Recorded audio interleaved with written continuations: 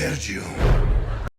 Bonjour à toutes et à tous et bienvenue dans cette nouvelle vidéo. Aujourd'hui, nouveau concept, au lieu de faire un vlog ou un montage comme on faisait les années passées, on va encore parler du BCS, le Bushiroad Circuit Series, dont l'événement vient d'avoir lieu ce week-end.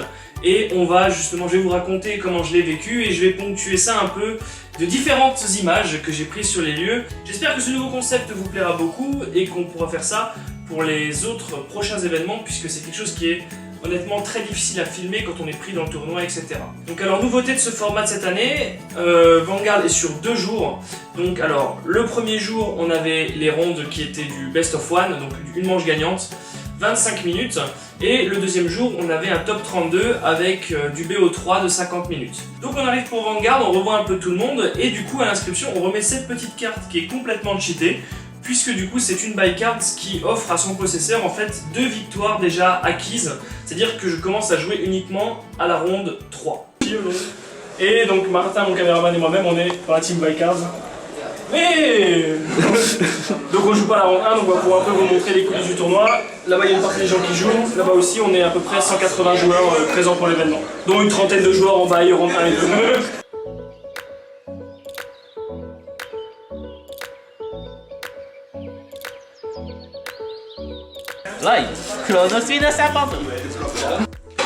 On salue tout le monde, Sacha est là, de Bushiroad, Inaris est là, les judges sont prêts, et nous, on est dans une autre salle, donc la Team by Cards, et on fait quelques parties. Pour ma part, je teste le nouveau jeu de Bushiroad, Dragoborn. Donc Dragoborn, c'est ça, c'est un jeu assez sympa, donc on a récupéré les sets de démo sur place, donc c'est un jeu, je sais pas si vous voyez, qui interagit avec des dés. Et je vais vous proposer bientôt sur la chaîne une vidéo de démonstration des règles et une partie où vous puissiez voir un peu comment les dés vont interagir avec le gameplay du jeu. Et ça peut vous surprendre, croyez-moi, puisque quand on voit les dés et l'aspect du jeu, on peut penser à un aspect roleplay où le lancer de dés conditionne la réussite ou l'échec d'une action. Et bien vous verrez que les dés s'utilisent d'une toute autre façon et j'ai hâte de vous présenter justement ce jeu qui est vraiment intéressant sur la chaîne. Voilà, au niveau de la ronde 1, du coup, ils avaient opté pour un petit système comme dans les codes de lecture de code barre en fait dans les supermarchés.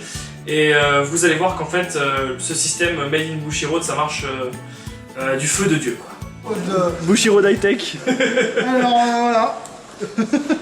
C'était bien ce système en fait. C'était pas mal. Ça fonctionnait pour 2 minutes. Maintenant ça marche plus. It's me. Changement de style pour continuer de parler du BWC. Chut, certains vont dire que tu tournes pas le même jour les 2 parties de la vidéo. Bon, je vais pas faire le résumé en détail de chacun de mes matchs, sinon la vidéo serait beaucoup trop longue, mais je vais vous faire un petit récapitulatif. Manche 3, je tombe contre mon pote Louis Boulanger qui joue son deck Angel Feather Gabriel. No, God! No, God, please, no! No! No! No! Je le force à faire un Zebris peu menaçant alors que moi après j'enchaîne avec un Gaia Dynast fort en multi-attaque et lui faible de ne pas avoir débloqué son GB2. 3-0.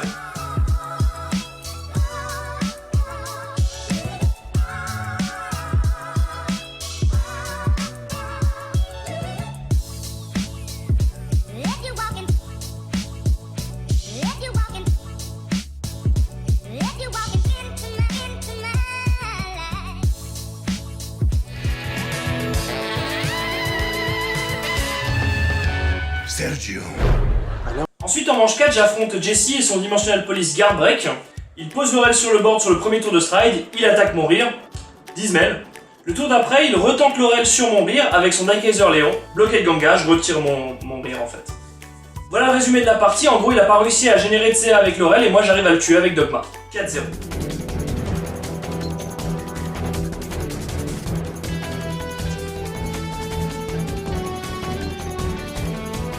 Alors Jérém, comment s'est passée ta ronde? Bah super, j'ai gagné 1-0. Ensuite, Mon adversaire connaissait pas mon deck.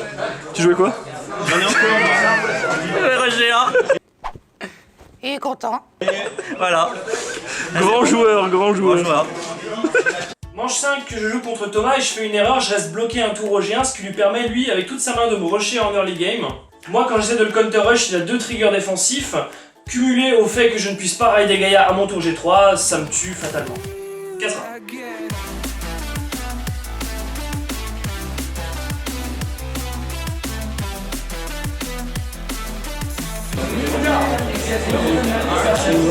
C'est pas une photo. Tapez la pause et tout. Hello, it's me. Manche 6, je tombe contre un deck Morakumo Yakifog Reverse.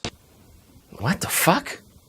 Alors le deck est joué par Alban, donc qui est un génie du jeu avec une compo vraiment très agressive et très surprenante. Ouais, comme quoi même avec un clan considéré comme nul, on peut faire des trucs. Hein. D'ailleurs, c'est pas la première fois que Alban se ramène en tournoi majeur avec un build totalement surprenant et qui prend l'adversaire complètement au dépourvu. Là, le but de son deck il est clair, il rush dès le Raid G2 et au tour de Raid G3, il arrive à placer le limit break de Yakifog Reverse, cumulé à 12 stand trigger dans le deck, lui permettant de faire entre 4 et 6 attaques tout au-dessus de 21. Vous l'avez compris, un deck très agressif et qui prend vraiment l'adversaire complètement au dépourvu sur le premier tour de Raid G3. Heureusement, moi j'avais un peu peur, j'y suis allé prudemment, j'ai bloqué ses Counter Blast, ce qui l'a empêché dès le tour de Raid G3 de pouvoir faire son Yakifog Reverse. Heureusement, moi il m'a laissé 3 CB open pour pouvoir justement faire un Z-Breeze sur mon Gaïa et débloquer une multi-attaque qui a permis également de me refaire du CA. Il Raid G3 et tente de faire son tour de limit break, malheureusement le tour de Z-Breeze m'a mis tellement bien au card advantage que je ne le crains pas trop. Le tour d'après, fatalement, c'est Dogma qui lui poutre la gueule. 5-1. Mais quand même, petit GG à Alban qui finit le tournoi avec un gros 5-2, il me semble, à la fin du jour 1. Donc, ce qui le qualifie largement pour le jour 2, avec un deck totalement inattendu. Et en plus, Morakumo qui est considéré comme beaucoup comme l'un des pires clans du jeu. En manche 7, je joue contre un joueur qui joue Luar. Je commence à le rusher dès l'early game pour pas lui laisser le temps de souffler. Lui, il doit faire une G-assist et en voyant sa main, je vois qu'il n'a pas de quoi me counter rush, donc je fais un rush encore plus violent, ce qui le met dans une situation très délicate très rapidement. Il fait un premier tour de stride carnivore qui parvient pas vraiment à me mettre mal, et après du coup moi je stride un Gaïa Dynast pleine puissance avec tous les CV qu'il a pu m'offrir. Bilan fin de la journée, 6 victoires, 1 défaite, c'est un bilan quand même assez honorable pour un BWC. Je finis donc avec une 5ème place à la fin du jour 1, donc 5ème sur 200, et me qualifie donc pour le jour 2. Malheureusement, je vais être obligé de drop le tournoi à cause du format. Je vais vous expliquer pourquoi. Je vais faire un petit mot rapide sur le nouveau format tournoi Bushiroad qui reste l'un des bémols qu'on a eu justement sur ce nouveau format, le Bushiroad Championship Series. Donc alors je résume un peu le format. On a un jour 1 pour Vanguard où c'est une manche gagnante avec 7 manches. Les 32 meilleurs joueurs sont qualifiés pour le jour 2 qui sera en BO3, donc 2 manches gagnantes avec un cut au top 8 comme d'habitude en BO3. Et là en fait où ça pose problème, c'est que là avec les 200 joueurs qu'on a à Paris, on arrive à la fin du jour 1 avec un top 8 clair. Là pour le coup on avait 2 joueurs qui étaient en perfect, donc Nordin avec Link Joker et Guillaume Boin avec Grand Blue, ainsi que 7 autres joueurs qui étaient en 6 victoires, 1 défaite, comme moi par exemple. Et là alors qu'il suffisait de cut un joueur pour avoir un top 8 clair, il y a 40 joueurs qui ont été repêchés pour le jour 2, et là du coup il s'est avéré qu'il s'est passé toutes les aberrations possibles et imaginables. Je m'explique, ceux qui étaient en perfect ont perdu, ceux qui étaient en score moyen sont montés, etc. Créant une balance qui fait que c'était impossible de cutter un top 8 proprement. Ce qui fait que le tournoi a fini à pas d'heure. Moi pour le coup, quand je devais aller prendre mon train, le top 8 n'avait même pas encore été annoncé. Au final en top 8 on a 3 decks Luar composent le top 8, tout d'abord la version d'Olivier qui comprend 12 Vanilla, ensuite la version de Laurent qui s'axe plus sur le Luar G4, enfin la version de Rémi dont on n'a pas beaucoup d'informations. N'oublions pas Ilia qui jouait un deck Royal Paladin Altmile basé sur le keyword Brave. Dans le top 4, on retrouve plusieurs joueurs jouant leur deck de cœur. On a tout d'abord Théo, donc le champion d'Allemagne 2016, qui rejoue une version TSD Blaster. Ensuite, on a Teddy, qui joue une version Gear Chronicle axée Chronofang, ce qui est assez surprenant. Dans la finale, on retrouve Jérémy Gretsu, donc qui joue 7-6 Rush G1. Et enfin, Julien Delmar, qui joue donc une version Aquaforce basée sur Tamas. Donc c'est Julien Delmar qui gagne le tournoi, félicitations à lui. Je vais pas rentrer dans le détail de ces parties, mais je vous laisse un lien vers la chaîne de la Team Nakama. Vous pouvez revoir en vidéo l'ensemble des parties contre Jérémy avec son 7-6 Rush G1. Néanmoins, j'ai pas pu m'empêcher de vous faire un petit montage pour résumer un peu le match de la finale en 10-15 secondes. Regardez. It's the motherfucking DRE. Dr. Dre, motherfucker. You know I'm mobbing with the D.O. Double G. Straight off the fucking streets of CBT. King up the beach, you ride to him in your fleet. Whoop, the field rolling on dubs. How you feel? Whoop-de-whoop, nigga, what? Dre and Snoop. Le samedi soir, au-delà du tournoi Vanguard, il y avait aussi des interviews pour ceux qui avaient réussi l'examen en ligne pour devenir judge officiel Bushiroad.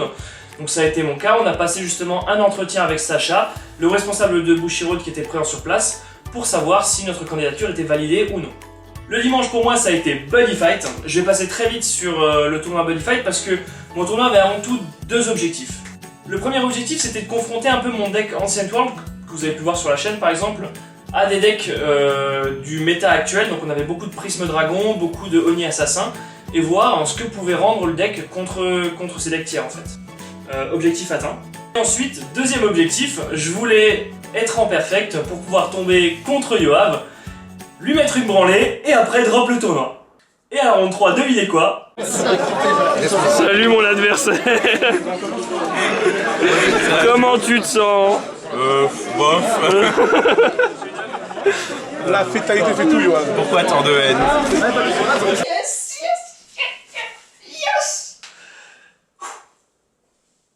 Regarde comment je vais le détruire psychologiquement. Manche 4, drop.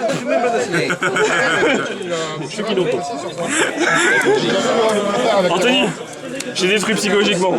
Manche 4, drop. Voilà, maintenant on peut jouer. Objectif atteint. Voilà, merci à tous d'avoir regardé cette vidéo, ça m'a fait encore une fois très plaisir de tous vous revoir au BCS pour ceux qui ont pu venir. Ceux qui n'ont pas pu venir et qui regardent cette vidéo, j'espère vous avez donné l'envie de participer à cet événement, c'est vraiment quelque chose d'extraordinaire. On rencontre vraiment des tas de gens, on revoit un peu les potes, c'est toujours une ambiance vraiment chaleureuse et conviviale. Donc j'espère vous voir à celui d'automne qui aura lieu plus tard dans l'année, on n'a pas encore la date, mais j'espère vous y voir tous, et là, pas d'excuses. Merci d'avoir regardé cette vidéo, vous êtes vraiment extraordinaires, j'adore la communauté française de Vanguard. Et je vous dis à la prochaine sur la chaîne. Salut!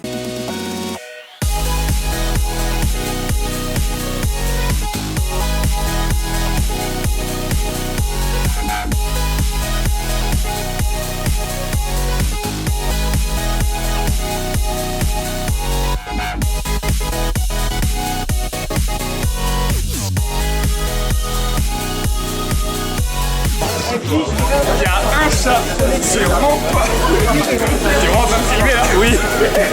Tu m'as dit tu me préviens. Par contre les cartes BD elles ont changé et je comprends pas les moves tu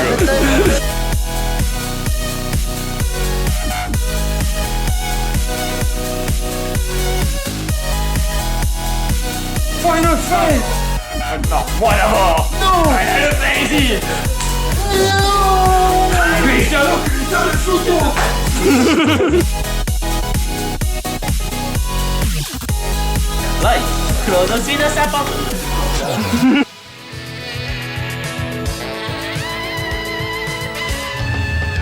Sergio.